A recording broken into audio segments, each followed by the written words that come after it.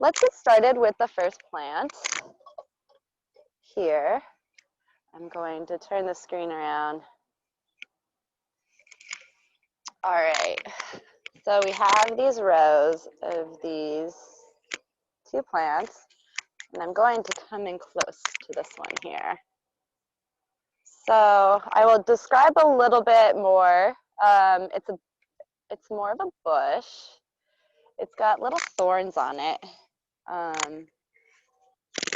They're not as large and formidable as the thorns that you would find on the blackberry bushes in the Pacific Northwest. But it's certainly from that same plant family, which is the rose family or Rosaceae family. A little bit softer, smaller leaves. And as you can see, and as I can see from my vantage point here, this one has a more midsummer fruiting season. So there really aren't a lot of the fruits left, although I did find a special one right here, just for your eyes to see. This is the raspberry bush. And this raspberry is mine. Thank you, raspberry.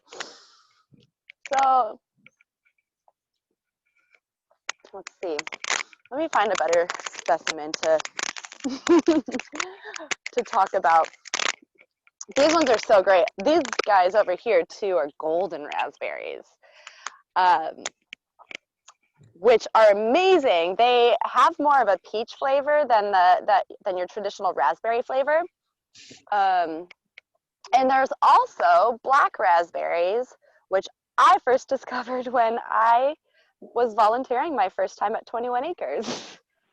I had no idea they existed before that. So it was a pretty magical moment when I discovered that. All right, let me get a seat here. So here's some raspberry leaves. And the part of the plant we're going to talk about primarily today are the leaves, but I would also like to just talk about the berries as well.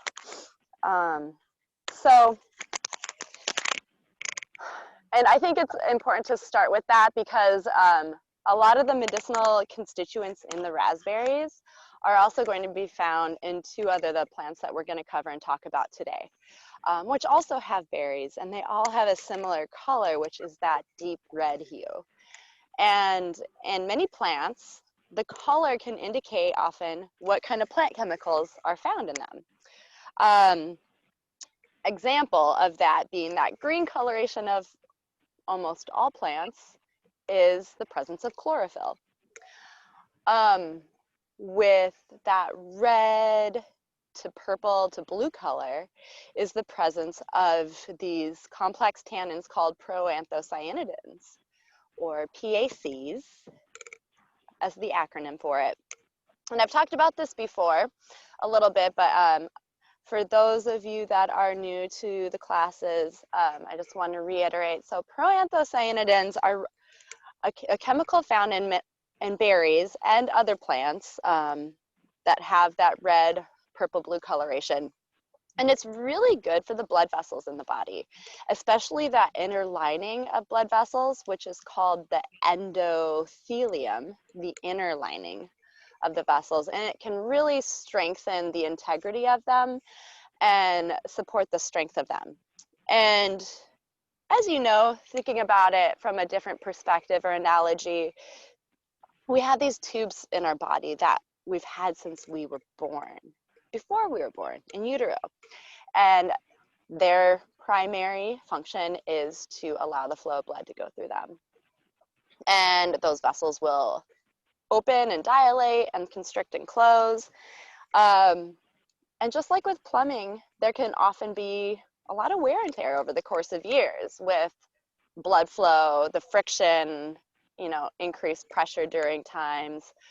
And so eating plant foods that have these colorations, like raspberries, can be really good to help support and strengthen these blood vessels and help improve their longevity over one's lifetime.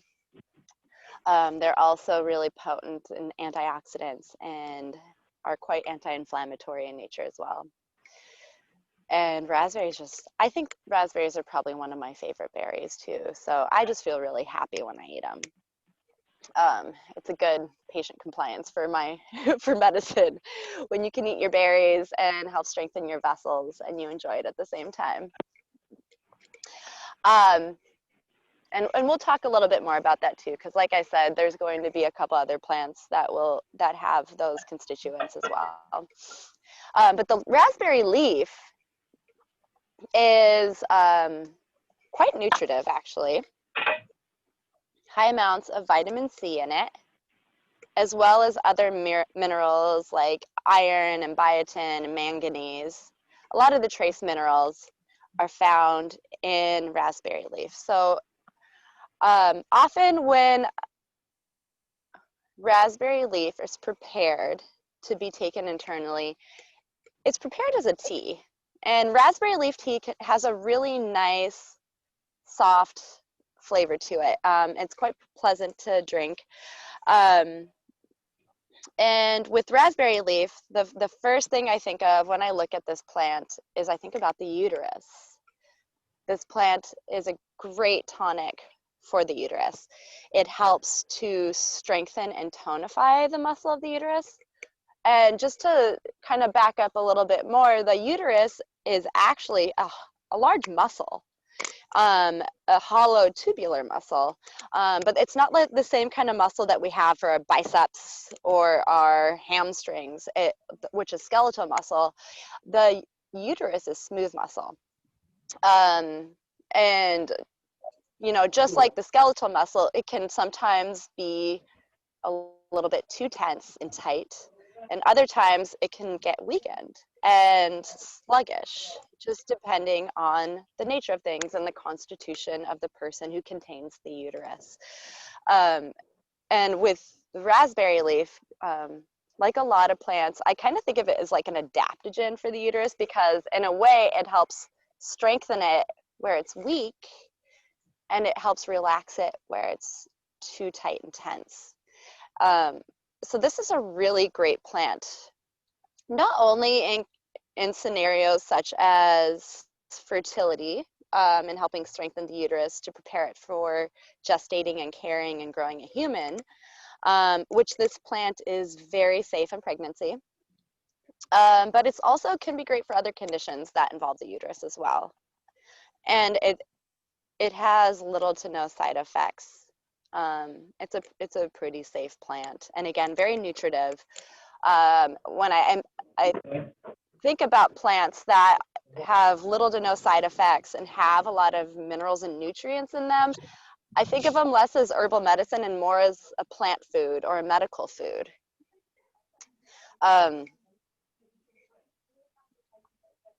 It can also be helpful, you know, for those gestating and growing a human. Taking raspberry leaf on a regular basis is not only going to help tonify and support the home of that baby, but it can help also prevent postpartum hemorrhage when that time comes. One characteristic from the rose family at large, so again, all the berries like raspberry, blackberry are all from the rose family. And of course we have the roses and a couple other, and a handful of other plants. They have a chemical compound or plant compound that has an astringent activity, which also helps to tonify. And astringents help by closing and tonifying that tissue when it's kind of open and sluggish. And that can also help the tissue close and heal, like when after the baby's born and the placenta is released, helping to really tonify and close up that large open wound in order to help promote and begin those initial phases of healing postpartum. And as I'm sitting here, I actually spotted a golden raspberry that I want to show you guys. One left. I wouldn't say it's worthy to eat. There's a lot of growth on it, but just another example of raspberry here. Any questions coming up? Thanks. It looks like Well, first, I'd like to just, for people who are just joining us, I'd like to ask you all to mute yourselves. It looks like we have Allison and Janice. If you don't mind just muting yourselves for background audio, so we don't pick up on that. Thank you so much. Let's see. And then as for questions, gosh, this was such a beautiful description of raspberry. I didn't know how important it would be to just so many functions I have as a woman. Like, wow, I'm excited to try this. So Deanna asks, you mentioned this as tea, but would one want to add it whole to a green food diet, like a green smoothie? Yeah, that's a good question. So I just took a bite of it. So again, I'm feeling that astringent feel in my mouth.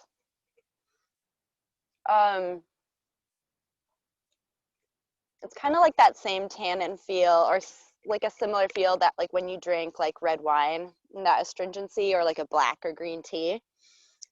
So you would have to keep that in mind if that's a mouthfeel you would want when you're eating food or drinking a smoothie. But you know, it's worth a try. I would say you wouldn't want to put a lot in just because this mouthfeel can get pretty overpowering. But if you're mixing it with a bunch of other stuff and like especially combining it with more like those mucilaginous demulcent type fruits like pear, that could be a good way to counter that. But again, like I said, the flavor is quite mild and pleasant. So it definitely wouldn't ruin the flavor of the smoothie. I really like that idea. I would try it out myself, actually. And wondering which raspberry leaf were you talking about here? Right. You know, when I'm speaking about the raspberry plant, I'm talking about like the raspberry species at large, not just the subtypes of like red or black or golden raspberries.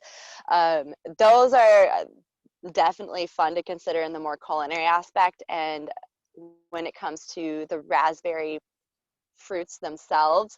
But as far as the medicinal values of the leaves that I just talked about, that goes for all raspberry plants. Thank And you. I saw another question come in here.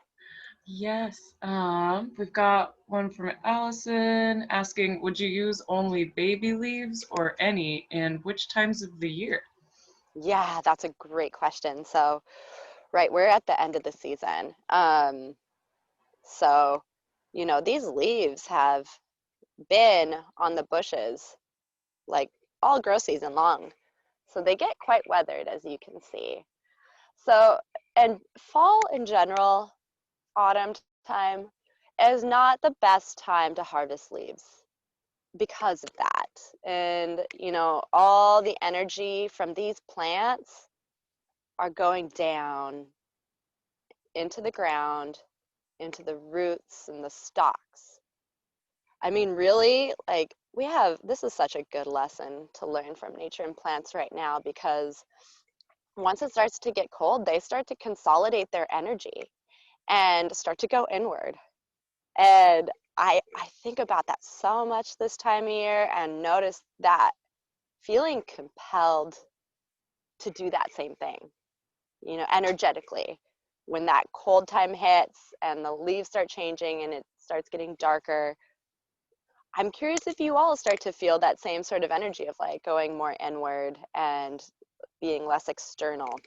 And the same goes for the plants. So fall time is actually a really great time herbally to harvest plants that where the root of the plant is where the medicine is contained. Whereas spring and summertime are going to be better times for the harvest of leaves and flowers. Another great part of the plant that can be harvested right now are the fruiting bodies that have been ripening all season long. Thank you so much. We have a couple more questions that are helpful from Rashida. Let's see. So when is the best time to take the tea? And does it matter what time of the month we drink it from, or no, Mhm. sorry, doesn't matter what time of the month we drink it. And then I think just to answer one question as well, any raspberry leaf would do from the fruit of the fruit tree. I think it's like the healthier, vibrant leaves that you. Yeah. Yeah, I mean, it's really about, using your senses of discernment and like just examining, like, just like you're picking lettuce or kale or any other leafy foods, like which ones are you going to want to pick? Which ones look maybe the more vibrant and whole and not as like wilted or starting to like wear away. That can be a good indicator. And also, even though, like I said at the beginning, a lot of raspberry leaves have a lot of these trace minerals and nutrients in them, like vitamin C. Um, but once we get to this time of year, again, like the plant, all that energy starts going inward. And so that amount of nutrition is probably going to be lower later in the growing season versus at the beginning.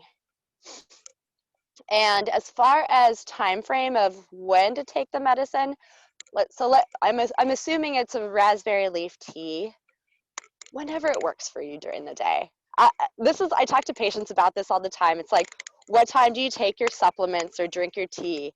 And honestly, I mean, I know that there are recommendations like it's best to take it in the morning or like right before a meal, but the compliance just can really fall off pretty quickly, just dependent on people's schedules and natures and constitutions and follow through. And so it's like, what time works best for you? When are you going to take it that you can remember to take it regularly and create it into a ritual? And when it comes to raspberry leaf, especially for menstruating folks, it's a very mild action, but raspberry leaf does help. It would be better in a larger formula, which I'm not going to go into, but just like I said, it helps with postpartum hemorrhage. It can help slow and lighten up the bleeding during a menstrual cycle. So if that's an issue, it's actually great to take it during the menstruation. But maybe if you're not having as light of a period, maybe honestly, I don't think it's like that big of a deal. It's like so nutritive, and that action's pretty mild. And if you have deeper questions specific to your needs, the best thing to do is reach out to someone like me who's trained in herbal medicine and naturopathic medicine. Reach out to a local naturopath or herbalist and get their opinion based on your specific picture. Thank you. I wanted to say, I think your microphone might be dangling on your zipper. Some of the, it's Let not me. super distracting, but I just want to just It's because. warming up a bit. I'll just get it off here. Thank you. So I am going to move on to the next plant, unless there's any other major pressing questions that we can cover. There is one final question. Is this suited for women or men as well? Oh yeah, men can certainly take it. There's going to be a lot of benefit for that. And I do wonder, because raspberry leaf this is me thinking and speculating out loud. But if it has that affinity to the uterus, I do wonder, like, is there affinity towards that area, that pelvic area in men? And is there maybe a beneficial action with like the prostate or the bladder? I don't know.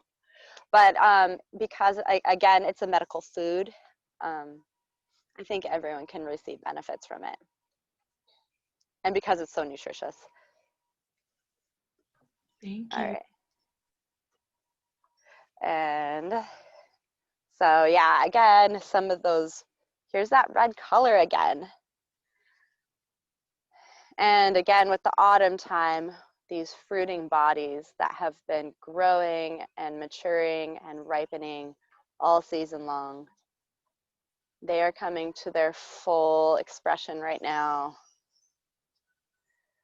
So I'm going to show you, so this is the berry. Here's my finger for scale here.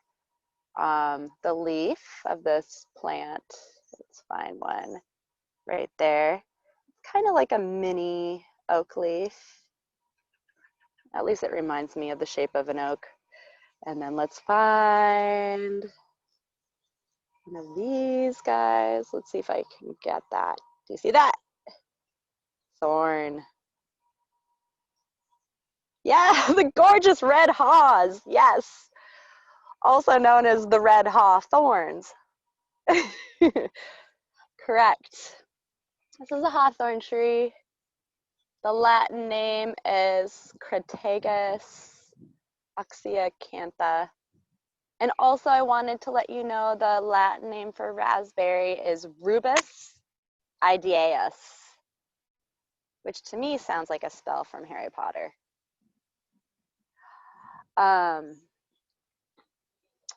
We talked about hawthorn in quite a bit of depth sometime midsummer.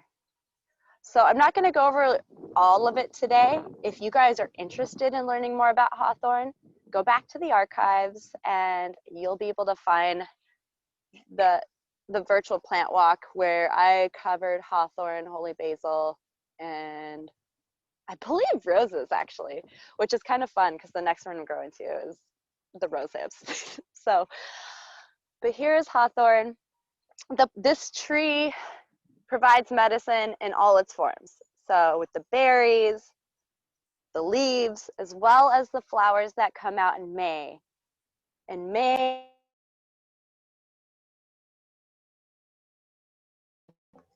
Looks like you muted yourself on accident. oh, Oh, did there you you hear? go. Like, yeah, sorry, there's a phone call coming in. Oh.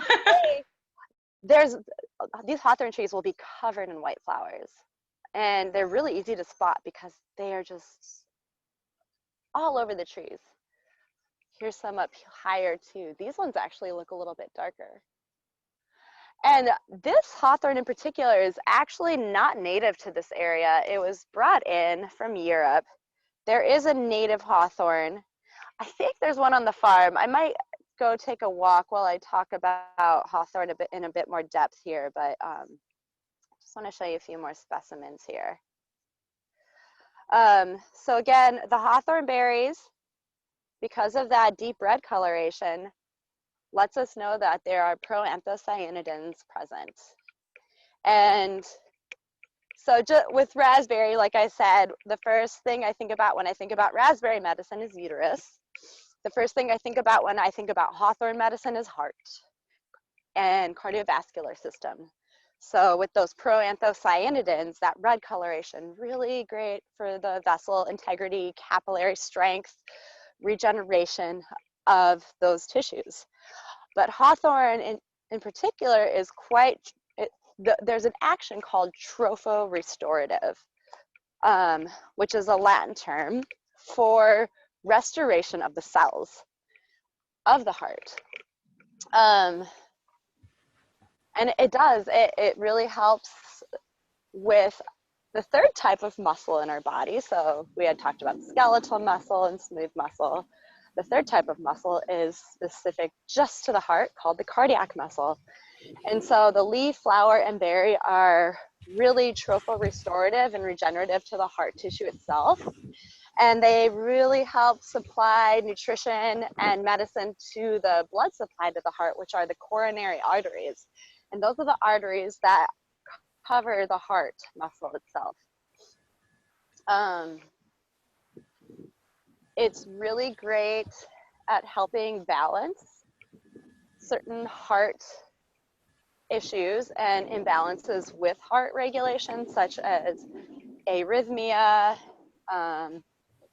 heartbeat that's too high or too low. It really can help regulate and support healthy and balanced heart function. And not only is it good for the cardiovascular system and the heart muscle at a biochemical and physiological level, but hawthorn's known to be incredibly supportive at a more heart energetic level as well. That was taught to me when I was first introduced to it, that it has this affinity for the heart chakra area, and that it can be quite heart opening as a medicine. And a lot of the matters of the heart as well, which I think is really important and relevant right now. You know, personally in my practice, specifically this year, I've seen a lot of issues of the heart come up, from recent strokes, hypertension, arrhythmia, panic attacks that look and feel very similar to a heart attack. And when I'm sitting with these patients and we're talking about these things and talking about how to heal and restore the cardiovascular system and support them, and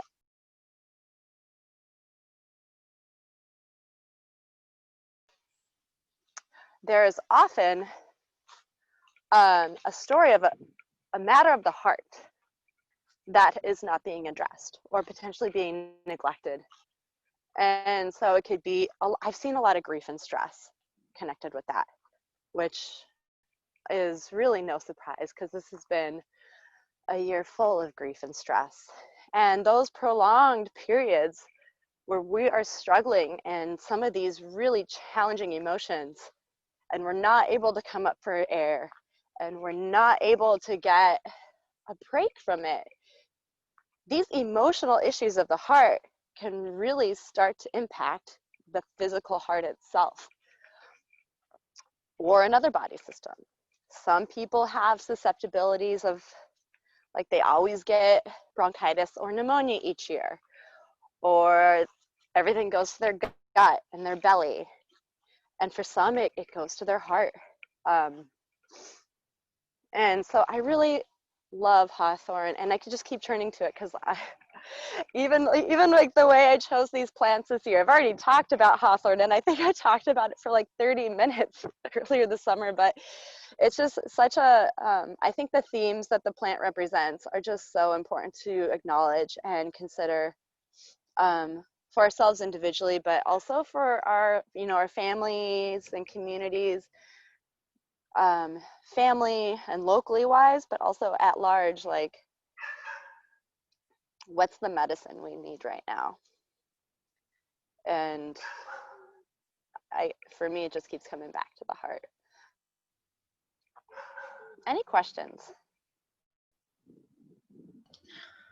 Thank you. As we wait maybe for some questions to come in, I was wondering, is there like I may have missed you speak about this, but is there a kind of like a syrup or a elixir you would recommend? Yeah, okay. So with Hawthorne berries, what I would recommend is harvesting them and either doing a tea right away. And so because it's a more dense plant, it's not like a light, fluffy leaf or flower, you're gonna wanna be doing more of that decoction or low boil preparation infusion. So getting a pot of water at a low boil, adding the Hawthorne berries, covering up that the water and berry concoction, and then letting it sit or boil, aka decoct, for at least 20 to 30 minutes. That's a great tea preparation of it. And it's really interesting, by the end of the decoction, most of that red coloration is not left in that plant material. It is entered into the tea itself. Another way you could do this is harvest them and dry them. And you can do that same preparation with dried hawthorn berries throughout the season or any time of year. It may just take a little bit longer for the decoction. In Western medicine, there's typically a recommendation of decocting at a smaller amount of time period.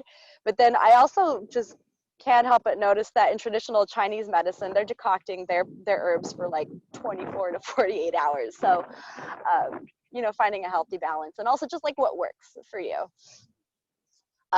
Doing a tincture of hawthorn berry is also a really nice way to get that medicine, which is with a tincture, I would recommend doing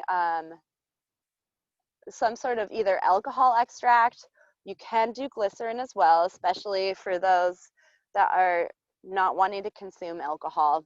Glycerin does do a pretty good job of extracting the medicinal constituents as well. Honey or vinegars are also a great possibility for extracting the medicine as well.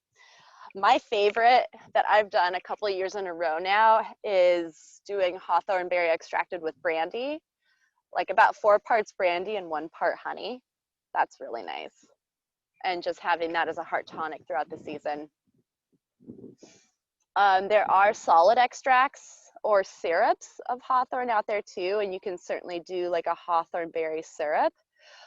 I actually remember doing this for a class through 21 Acres last season. We did this really, really fun syrup combined with hawthorn berries, rosehips, and I believe rhodiola, which is an adaptogen, also from the rose family. So we had 3 rose family plants packed into this really nutritious and antioxidant, anti-inflammatory, immune supportive, like full of vitamin C, and it tasted lovely.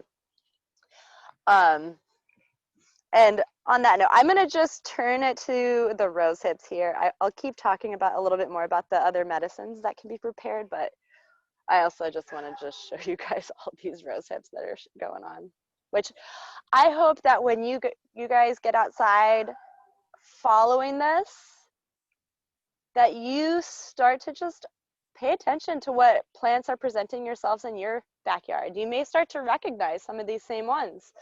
And you may have walked by these things years and years without really giving them much notice. But now you know. This is a rosehip. Vitamin C is everywhere. I had no Vitamin idea. C. Yes. Yeah, vitamin C it's in the raspberry leaves, it's in the rosehips. And if we get to it, it's also going to be in the parsley that we'll be talking about. And it's 12:40 right now, so okay. Just to give you a gauge on time. So we've got some time. Any other questions in regards to hawthorn before we move on? Thank you. Yes, there's one from 2, I believe. One from Deanna. If I were to add hawthorn leaves to my green smoothie, how would you suggest for a daily tonic? Hawthorn leaves. Yeah, those ones are a lot more pleasant to eat, I would say, compared to the raspberry leaves. Again, that hawthorn's a medical food. There's little to no side effects. Really, the only side effect that I recall reading about when it comes to taking hawthorn medicine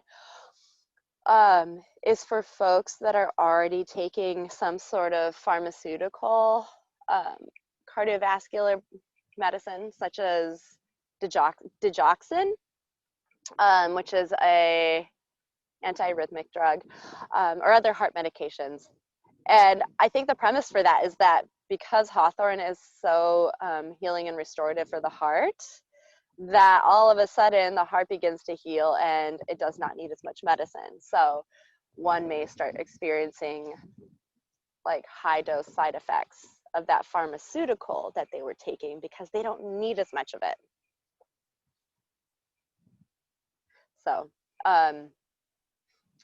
as far as the leaves adding to smoothie, I would just, experiment with it. Again, this time of year, the leaf quality and integrity may not be as ideal as it is in the spring and summer months, but you can certainly try it out. Thank you so much. And we've got a couple more. Let me see here. How would you recommend situating and creating the brandy and honey infusion with the haw? Allison's referring to them as haws. I love that. Yeah. Mm-hmm. The preparation of it? Yeah, how many? Right. Mm-hmm. I typically, when I'm making medicine for myself, I typically do more folk method. There's some great herbal medicine making books out there. You could check out a couple authors that are just off the top of my head is Sharon Tilgner, and that's Tilgner, as well as Rosemary Gladstar. They both have herbal medicine preparation and herbal medicine making books. They're going to give more of the scientific measurements and everything like that. But in general, like, you want to make sure all the plant material's covered if you're going to be preparing any sort of tincture, whether it's a vinegar infusion or brandy and honey. You don't want any of the plants above that. If you're putting liquid in with the dried plant material, you have to take into consideration that those plants are going to get rehydrated. And so they may have been at this level in the jar, but once they get rehydrated, they may go up to that level. So you just need to keep an eye on it, and you have to add a little bit more once that process has happened. And I just measure it based on the container I have. So that's what I have for that. And you can check out the names of those two authors as well. They have herbal medicine making books that can be pretty helpful. Ooh, I think I'll add those to our follow-up email where we can send the resources. Yeah. Oh, Deanna's tuning in with the video. Looks like you already have the book. That's yes. so Thank you. That's awesome. I'm gonna see if there's any other, I guess some of the, oh, the last question. Thank you so much for your time with answering these. Will Hawthorn help with hypertrophy? I hope I'm saying that right. Hypertrophy of the heart. Well, the great thing with Hawthorn is that it really just comes in and supports all the tissues. And so when it has such a large generalized therapeutic job such as that, action, not job, it can benefit a lot of different conditions, right? Like herbal medicine's like that a lot of the times. Like pharmaceuticals typically have very specific minute places that they work in the body at specific receptors and places. And so one has to be really careful about like prescribing and taking it appropriately. But with herbs, there is so much medicine in a single plant that can help with a lot of aspects of it. And when I think about like the leaf, flower, and berry of Hawthorn, again, it's medical food. It's, it's going to help continue to make sure that that heart tissue, regardless of the size, is going to get appropriately oxygenated, and that it'll have that anti-inflammatory and antioxidant activity, and that just help tonify and support that tissue. It's a really nice way to just support that cardiovascular system, regardless of what that condition is. And again, because it's so safe, why not use it? Like add more plants to your diet, like build up that vibration, build up that like the medicine from the earth, and like, get it in your body.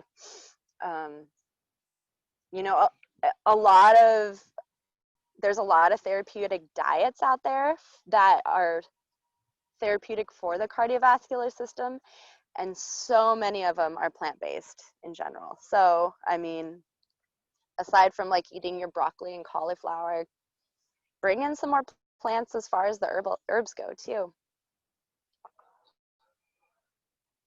Thank you. Awesome. I think that's all we've got for Hawthorn, but there's already some for Rosehips, so I guess we'll wait for that. Yeah, all right. So let's talk about Rosehips. So can you believe, so all of these berries you see were once upon a time a rose. And if you go back to the video where I talk about rose, I actually point out the tiny little part at the base of each rose that ends up being, that turns into the hip. So all that like brown stuff on the top, let's see, can I get that in the screen? Is that, there we go. That brown stuff on the top was the rose at one point. And so the flowers die away, and then all of that plant energy and nutrients get transferred and put into these fruiting bodies, because that's where the seeds are. Let me break it open and show you guys. Processing rose hips is it's still a work in progress for me. I haven't figured out a good way to do it because the outside is this nice, like, it's really high in pectin, which is necessary when you're making like a jam or jelly, like a fruit preserve. It's nice because there's still naturally occurring amounts of pectin in the flesh or the fruit that surround the rose hip. But then you have these like hairy seeds inside. And I mean, when you combine like mushy, fruity, gooey outside with hairy seeds, I'm still just learning how to do that, because if you were to go buy dried rose hips from like an herbal store, you're just going to get like you won't get the seeds with it. You'll just get the dried fruiting body, the external part. These are also pretty small too. There's some pretty fantastically large rose hips out there as well. These are the roses from they're the 5-petaled local Nuka roses that grow in this region. This plant, this part of the plant, is also packed and loaded with vitamin C. And I just think it's so cool that there's so much vitamin C rich medicines presenting itself right now, because vitamin C is such an important vitamin when it comes to supporting the immune system and protecting us from infections like viral infections and bacterial infections. It can also help with regeneration of cartilage. Vitamin C is a precursor in collagen. But really, when it comes to it, like, super important for the immune system, our vitamin C status. It's a great way to prevent from getting sick. And because vitamin C is water soluble, there's little to no risk of overdosing on vitamin C, because we end up just urinating out what our body does not utilize. And the rose hips are also incredibly anti-inflammatory and antioxidant as well. And again, they have that red coloration, so they're also good for the vessels with those proanthocyanidins. They're just a really great medical food and immune boosting food that can be integrated in a lot of different ways. As far as tea production or medicine production, you can prepare it in the exact same way that I explained with the Hawthorne berries. But because if you if you were to taste test and texture test Hawthorne berry compared to rose hips are a lot more soft and easy to work with and process. And I'm probably going to harvest some of these today and have a go at processing them again, and just keep working at the art of figuring out how to separate the berries from the seeds. But one thing you can do with it is make a rosehip jam, or even integrate some rose hips into another type of jam that you're making, just to fortify it with some extra plant power and vitamin C power. Plus you get the benefit of the naturally occurring pectin that's found in the rose hips. One of my teachers, Dr. Deborah Francis, was the one that taught me about the idea of the rosehip jam. And she does a really easy method. Once she separates these fruiting bodies from it, she'll just cover it with like a sugar-free like blueberry concentrate or blueberry juice, and let that sit for a couple of days. You can eat the seeds inside the rose hips, but they're just not that pleasant because they're kind of hairy and they're just not that fun to eat. But I don't imagine they're going to get you sick.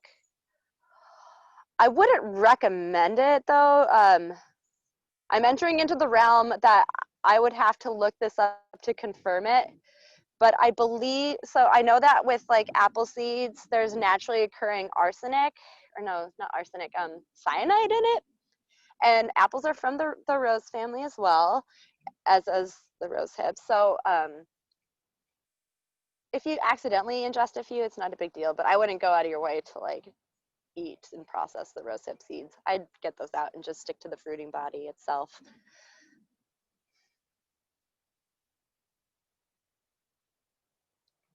what questions are coming up? Yes. So there's one from Leah, one that I was also thinking, are the rose hips from any rose plant or okay, even from like the fancy ornamental kinds, or are there specific ones you want to use? Yeah,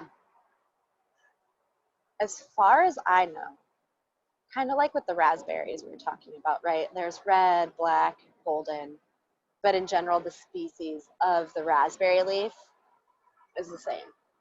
I think about that with the same with the roses. There's a lot of different varieties, um, but in general, they're all going to be putting out a similar medicine. The more important thing to consider is how has that plant been cultivated? Where is it growing? Has it been sprayed in any of the recent years? Is it in a drainage area where there's a lot of runoff? Do you have neighbors that are spraying and like washing their cars with a bunch of like soap? Like all these other factors to consider. Is there like a wasp nest like nearby that just like had a pest control come and like take care of? All that human activity that I think is just done naively and in ignorance makes plants in that vicinity not that safe to ingest and eat, unfortunately. And I really want to bring awareness to this because I think that a lot of things can be done with like some pretty good intentions. Like, yes, we need to clean the car because it'll rust otherwise. Or there's a wasp nest and we have children here. Like, we need to spray it and kill it. Or this plant needs these sort of chemicals and so that it doesn't die or get eaten by pests. But when it's done that easy or conventional way, it comes at a price. These chemicals are not safe for the body. It's not safe to digest. If you read the back of a lot of like pesticides, like Roundup, or I mean, anything that kills a bee or a bug is gonna not be good for us too. There's like some serious like handling instructions, like you wear a mask, wear gloves, do not let this touch your skin. Yet we see it sprayed and there's no flagging that goes up, and like 2 days later like kids are running around and playing on it like it's an appropriate thing to do because we need to have a lawn and that lawn needs to be maintained, and heaven forbid we have dandelions growing in that lawn because that's just not okay. And I just challenge all of you guys, like, how are we stuck in these boxes of society? Like, why are we so attached to certain things? And like, is there another way? Can we start to think outside of these boxes that we have been in for a handful of generations now, and a handful of decades? Is there another way to do this? Is there a more sustainable way? And asking yourself the question, well, like, what is the behavior of the wasps that are like, and like learn. I actually had a conversation with a really good friend of mine who's a vegan who was conflicted with this because a wasp nest built in her house. But then after we had a conversation, she did some research and found that they actually, once they're done with a nest for that year, they don't come back. And so is there a way to coexist? You know, a lot of these like easy quick fixes have gotten ourselves into a pretty messy situation. And it's time to start reevaluating how we're living our lives and the choices that we're making, because it's clear that they're not sustainable. I mean, 21 acres exists because of this convention. 21 acres is a resistance to this because they're true. And it's like, can we live in a world where like we don't need a 21 acres because everywhere we turn is a 21 acres. And of course, that's not the case right now. So back to harvesting. Thank you. We've got, I also want to agree 100%. We have Allison in the chat saying, love the soapbox rant, could not agree more. I'm with you too. And it's so hard for, you know, people who are trying to cultivate medicine, like the indigenous people and so many other like herbalists and naturopathics like you are trying to, you know, find the medicine and be sustainable. And then there's just all these rigid dandelion killing silly things, and I love dandelions. Mm-hmm. Yeah, Yeah. thank you. Anyway, I just wanted to say. And we're coming up to the end of our Yeah. fantastic class and series. So it's 12:58. Okay. How do you feel about staying for a couple extra minutes for any other questions that might come up? Yeah, certainly. I think a few more things I want to say too, I'm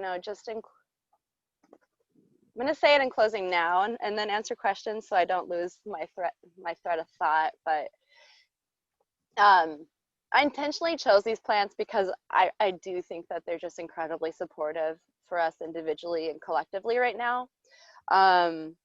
Stress and things like fear and anger and frustration and grief can have deep impacts on the body. And so how do we counter it and return to our self-care? It's like when we start feeling the despair of the world and it feels like too much, it's like, what do? We need to just remember how to take care of ourselves. Step one. When was the last time you drank water? Do you need to eat some food? Because hypoglycemia is a physiological stressor that does not need to be put on top of all the other stressors going on. It's like you're stuck at home and you're trying to work and maybe you're managing, other people in the house and trying to like help support your children in whatever way. And it just gets to be so much so quickly. And so bringing into your environment, bringing into your kitchen, into your bathroom or wherever it is, medicines that are going to support you on a regular basis. Stage them there. Put them there when you are not stressed so that when you're stressed, they are just easy to grab. It's like packing snacks everywhere. Like pack snacks in your car, pack them in your purse, pack them in your kid's backpack. Make sure that they are set up for success because this year sucks and it's really hard. So how can we take care of ourselves? And I think going a little bit back to the soapbox, I think it's a year of the diagnosis in my perspective. Like, we can presumptively treat people and we might see results and we might see improvement. But when you're presumptively treating something and it hasn't been clear or fully called out, it can be really hard to get to the root cause. And I think that this year, with everything that's happening, is revealing some diagnoses within the fabric of our society and how we've been living our lives and how we've been living as a whole, economy-wise, socioeconomically, culturally, everything. And thank goodness, like, we need an appropriate diagnosis in order to understand how to treat it. And the first step to that is calling out that darkness, calling out that disease, so we know what we're working with and what systems need to be supported. Just like the cardiomyopathy, which is an enlargement of the heart. Now that we know the diagnosis, we know what systems need to be addressed and supported. Absolutely. That's so true. Sometimes I'm grateful for the pain so I know how to heal it. There is a question kind of similar about Rosehips from, let me get back up here, from Clara, there we are. Rosehips on the inside have seeds that make the skin very itchy. I'm not sure how you might mitigate that in harvesting the rosehips. Should we wear gloves on that, or?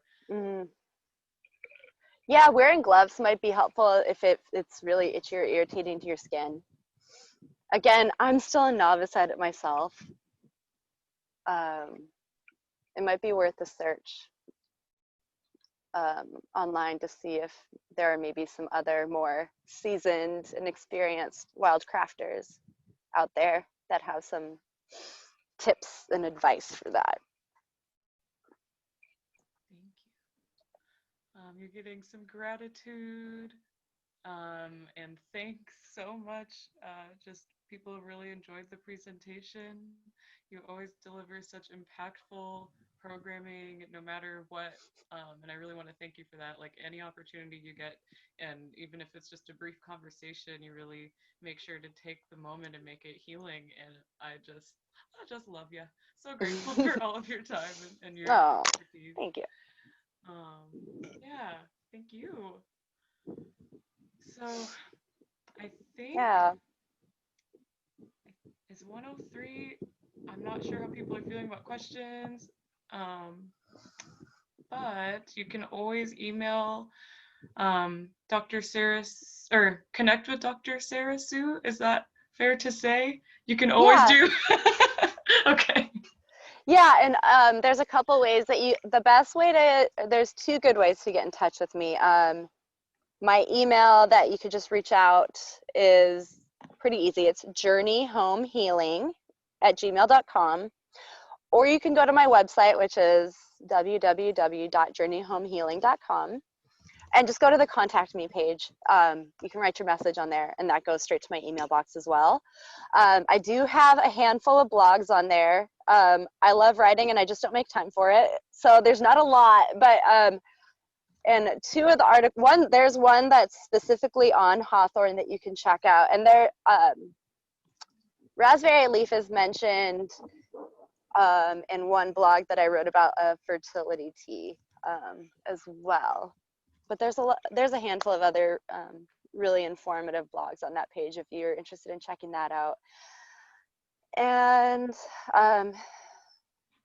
I am still seeing patients in the North Seattle area, even though I live up in Bellingham. I have a satellite clinic spot down there.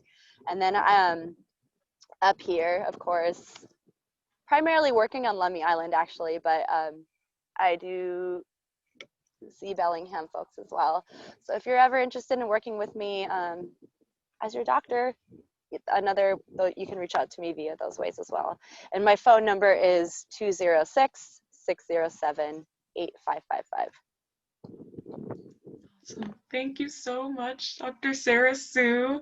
And thank you all folks for participating in the chat. There's some really great connections and community building there. And if you want to join us for any future programs, we have free education all year round, 21acres.org. And yeah, we just really appreciate you. One more thing. Yeah. One more thing. I knew I was missing it. I have one more really fun idea, an invitation to y'all who want to work with the Rosehips, is finding a way to incorporate it into a chutney. Ooh. That is my challenge for you all. How can you incorporate Rosehips into a chutney? Sounds so good. I'm like imagining. Okay. All right. All right. Well, thank you all. Yeah. Thank you all. Right, all. Allison. Allison, we'll miss you. Join us on some other fun tours too. You've all been so great. Well, I'll let y'all get on with your day, and we'll follow up with the link to the YouTube and some of those resources that we mentioned. And you're all fantastic. Continue healing. Yay. Yes.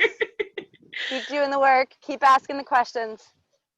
Thank you. All right. Take care, everyone.